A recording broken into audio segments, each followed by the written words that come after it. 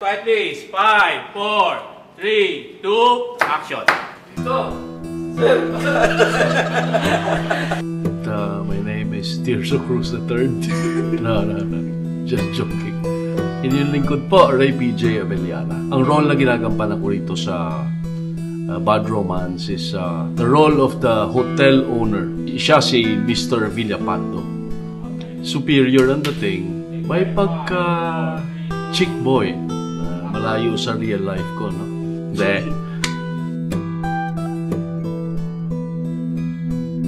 Hindi ko alam.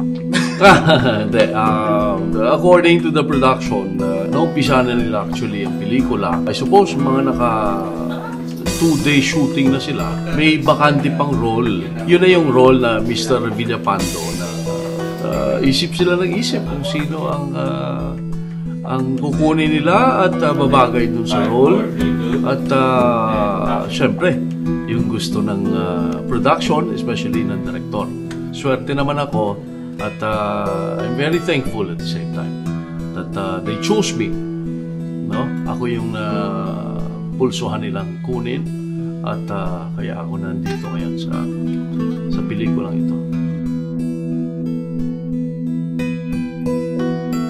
Mainly sanay tayo sa full-length movie, no?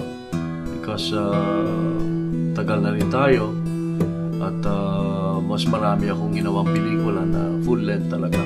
Yun bang ginagawa ng mga 3 months, 4 months, 6 months, even a year. But this time, hindi films, shortened yung number of shooting days, no? Mas puno ng eksena ang kada araw ng shooting.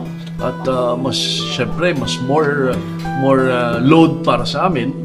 Mas nakakapagod dahil mas marami eksenang sinushoot.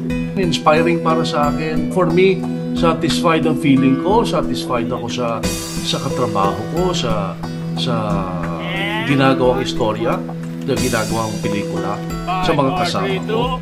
Camaraderie, teamwork. Maganda ang feeling ng nagtatrabaho ka na vibes mo lahat, no? Gusto mo yung storya, gusto mo yung directorial, okay ka sa mga co-actors mo, you know? Maganda ang flow ng trabaho. So, I'm happy and thankful.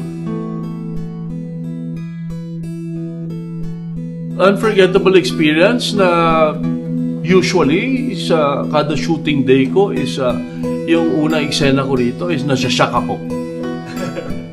Dahil mga unique ang mga eksena eh. Umpisa pa lang, start of ng araw ng unang eksena ang pagagawa sa akin. Nakakagulat ng mga eksena klase. But then, thrilling and challenging at the same time dahil for our side as an actor, maganda rin yung naumpisang ka kaagad sa mabigat at kakaibang mga eksena sa umpisa pa lang.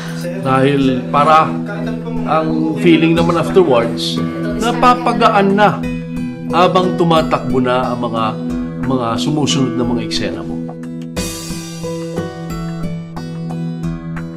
Well, with Direct Ian, napakagaan katrabaho si Direct Ian. Iba-iba ang execution ng bawat director. Siyempre, magaling din yung iba, magaling din itong director dito. These directors nowadays are young ones, new and young ones. Nakakagulat na considering na bago sila at mga bata pa. Pero nakakahanga dahil ang gagaling na nila. That makes us feel good. Na kahit bago sila, bata sila, we would say underexperienced sila sa filmmaking dahil bago sila. Pero it's surprising na knowing afterwards, habang tumatakbo ang shooting days, ang trabaho namin na mahuhusay silang direktor. So, automatically, I would say na ito yung mga future directors na mahuhusay. Happy ako at looking forward to that extent na makatrabaho ko siya ulit.